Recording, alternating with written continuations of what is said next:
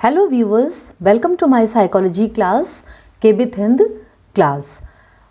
आज की इस क्लास में हम अधिगम चैप्टर के अंतर्गत अधिगम वक्र और अधिगम पठार का अध्ययन करेंगे। तो अगर आपने मेरे चैनल को सब्सक्राइब नहीं किया है तो पहले मेरे चैनल को सब्सक्राइब कर लीजिए और शुरू करते हैं आज की क्लास। सबसे पहले हम बात करते हैं अधिगम वक्र की। अधिगम वक्र जिसे अंग्रेजी में लर्निंग कर्व कहते हैं। किसी भी काम को जब हम सीखते हैं तो सीखते समय हमेशा सीखने की गति एक जैसी नहीं होती। कभी सीखने की गति तेज होती है और कभी कम होती है। तो ये जो सीखने की गति होती है, कभी तीव्र कभी कम, उस गति को अगर ग्राफ पेपर पर शो किया जाए, दर्शाया जाए, तो जो भी वक्र रेखा प्राप्त होगी यानी कर्व लाइन जो प्राप्त होगी उसे अधिगम वक्र या सीखने का वक्र कहते हैं। अलेक्जेंडर के अनुसार जब अधिगम संबंधी आंकड़ों को ग्राफ पेपर पर अंकित किया जाता है तो इस स्थिति में एक वक्र का निर्माण होता है, उसे ही अधिगम वक्र कहते हैं। यानी जो अधिगम संबंधी जो भी आंकड़े होते हैं, कहाँ पर तेज गति से सीख रहा है व्यक्ति, कहाँ धीमी गति से सीख रहा है, उसे कितना समय लग रहा है, उसे कितने प्रयास लग रहे हैं, उन सब कुछ जब एक ग्राफ पेपर पर शो किया जाता है तो जो कर्व बनता है उसे लर्निंग कर्व कहते हैं। गेट्स के अनुसार अधिगम वक्र अभ्यास द्वारा सीखने की मात्रा, गति, उन्नति और सीमा को ग्राफ पेपर पर प्रदर्शित करता है। गेट्स के अनुसार जो भी अभ्यास द्वारा सीखा जाता है तो सीखने की जो मात्रा होती है, कितनी मात्रा में व्यक्ति सीख रहा है, किस गति से सीख रहा है, कितनी उन्नति हो रही है, कितनी प्रोग्रेस हो रही है, और जो प्रोग्रेस हो रही है उसकी सीमा क्या है, उसको जब ग्राफ पेपर पर प्रदर्शित किया जाता है तो उसे अधिगम वक्र कहते हैं। अब हम देख लेते हैं अधिगम वक्र कितने प्रकार का होता है। अधिगम वक्र सामान्य रूप से 3 प्रकार के होते हैं: नकारात्मक वक्र, सकारात्मक वक्र और एस आकार का वक्र। सबसे पहले हम नकारात्मक वक्र देखते हैं। इसको बहुत अच्छी तरीके से समझ लीजिएगा तीनों वक्र को, क्योंकि इसमें कन्फ्यूज़न बहुत रहता है। अक्सर स्टूडेंट्स कंफ्यूज हो जाते हैं कि नकारात्मक वक्र किसे कहते हैं और सकारात्मक वक्र किसे कहते हैं।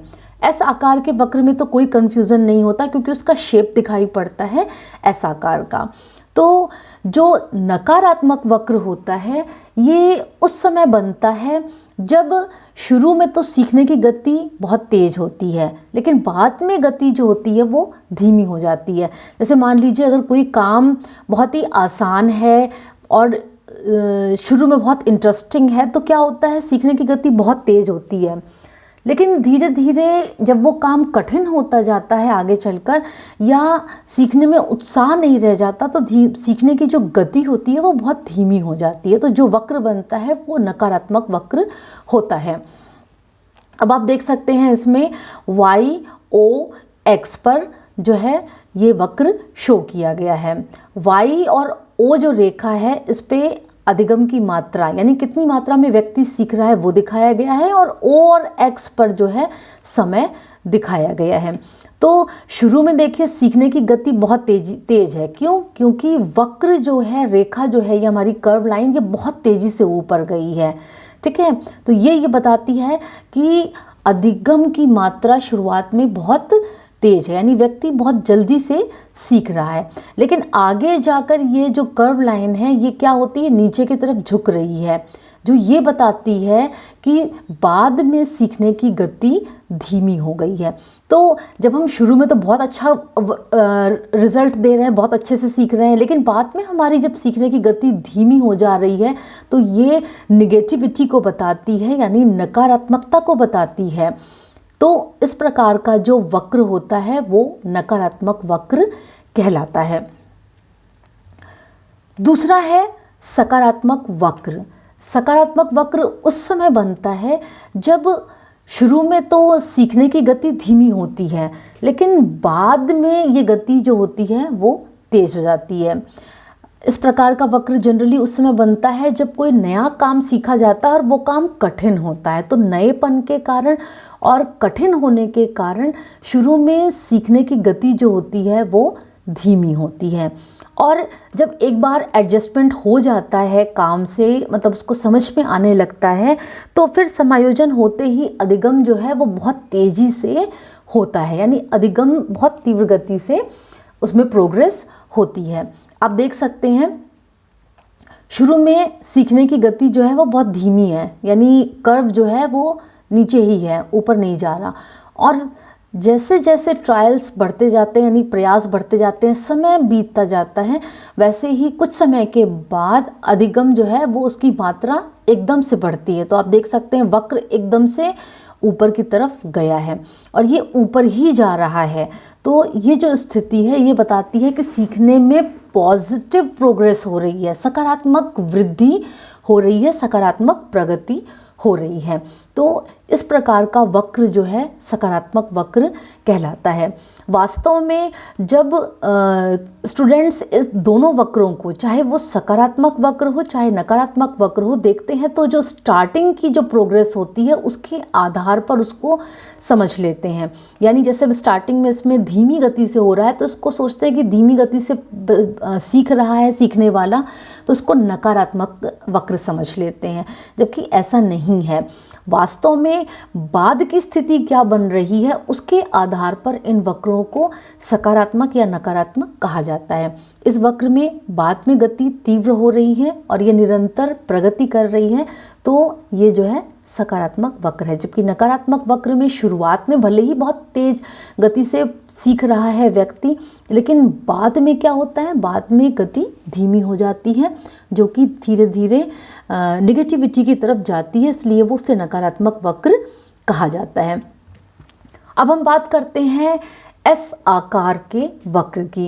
ये बिल्कुल बहुत ही आसानी से समझ में आने वाली स्थिति है कि एस आकार, आप इस वक्र को देखिए, ये वक्र जो है चूंकि अंग्रेजी के एस आकार की तरह दिखता है इसलिए इसे एस आकार का वक्र कहते हैं। इसे मिश्रित वक्र भी कहते हैं क्योंकि इसमें सकारात्मक और नकारात्मक दोनों वक्रों का मिला जुला रूप होता है। ये वक्र कब बनता है, जब प्रारंभ में सीखने की गति धीमी होती है यानी मंद होती है, लेकिन बाद में सीखने की गति तीव्र हो जाती है और फिर आगे चलकर फिर गति जो है मंद होने लगती है।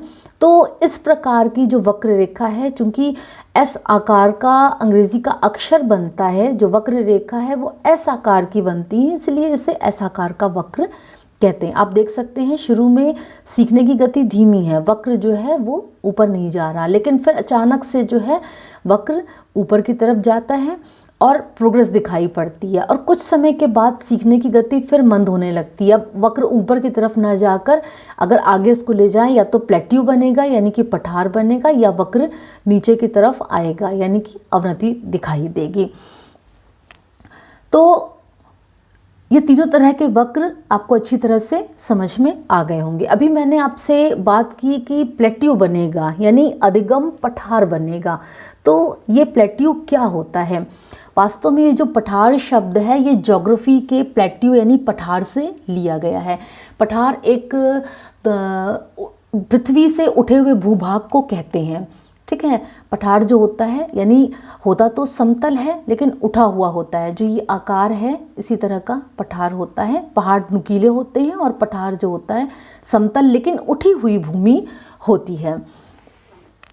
डेक्कन पठार जो है वो भारत में है। तो पठार होता क्या है?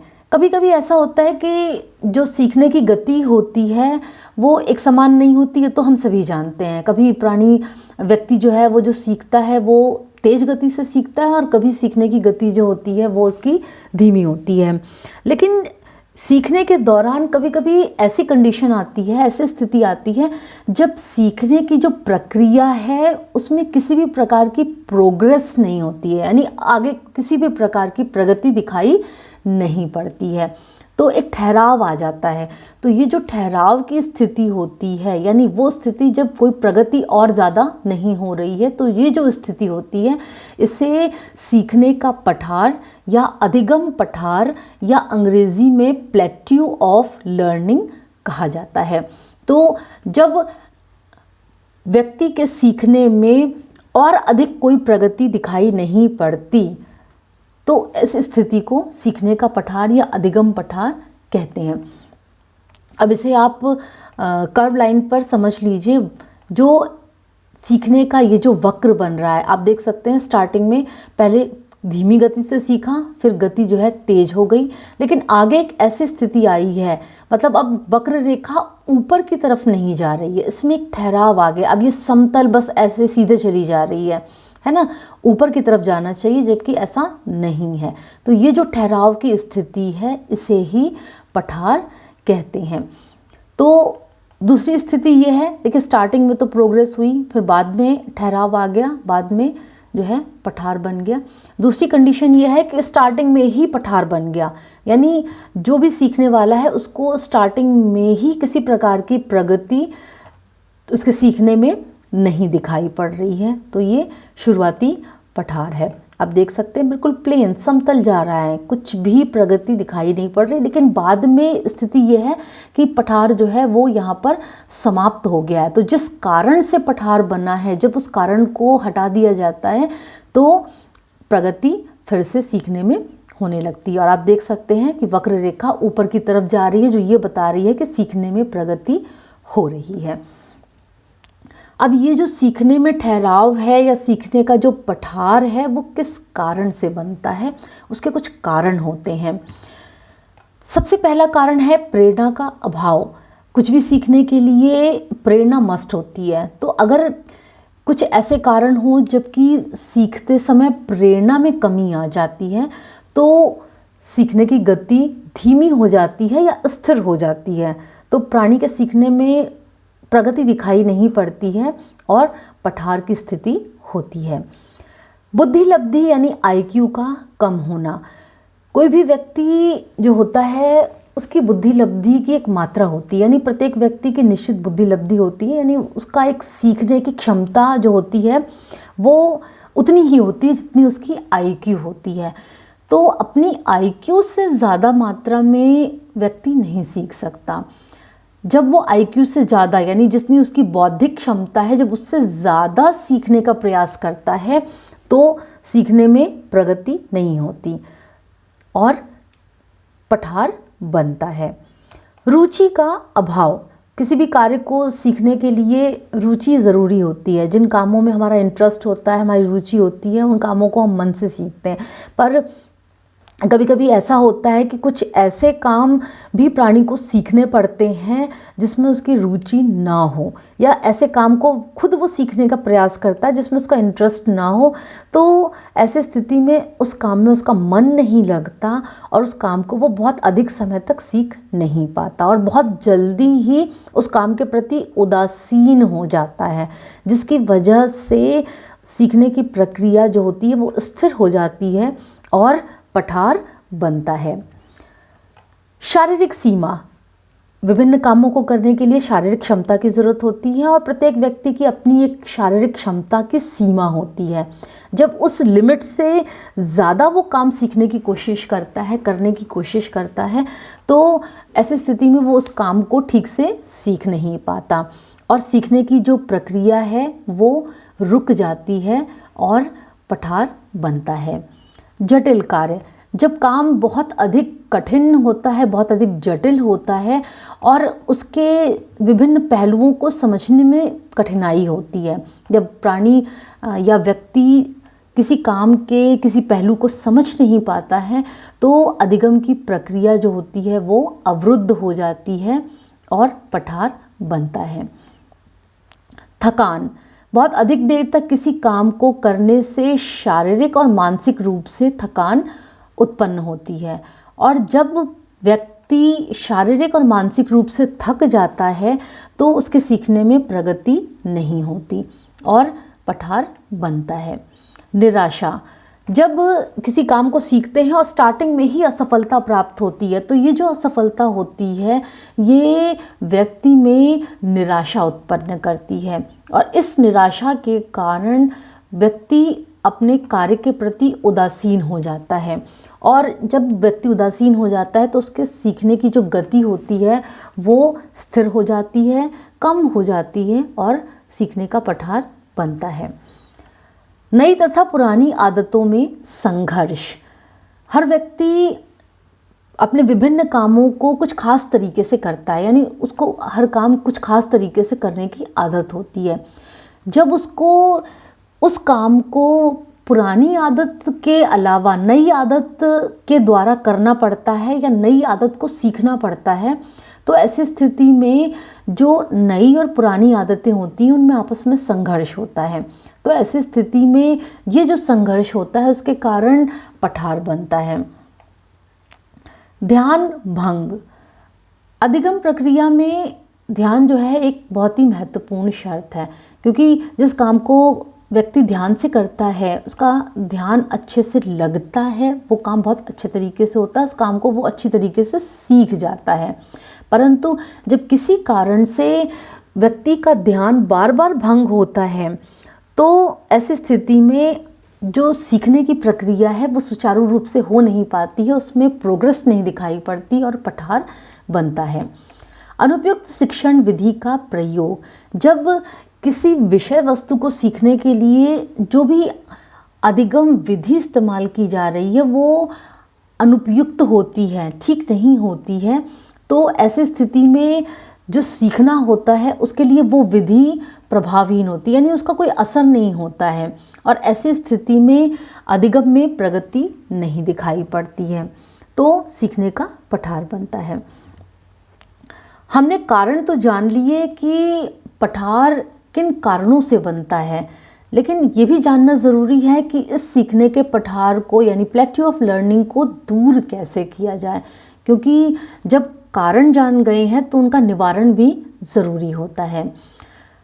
सबसे पहली चीज़ तो ये है कि पठार का ज्ञान होना चाहिए, यानी कि टीचर्स को ये पता होना चाहिए कि सीखने की अवस्था में अब प्रगति नहीं हो रही तो पठार, ऐसा तो नहीं है कि पठार बन रहा हो, ठीक है। तो स्टूडेंट्स के जो लर्निंग है उसमें पठार की अवस्था का ज्ञान टीचर को होना चाहिए और प्लस पठार के कारणों की खोज भी होनी चाहिए, यानी किस कारण से वो पठार बन रहा है, उसका कारण क्या है, उसकी खोज अवश्य करनी चाहिए, क्योंकि जब पठार बनने के कारण का पता लग जाएगा तो उस कारण को दूर करके सीखने में प्रगति आ सकती है।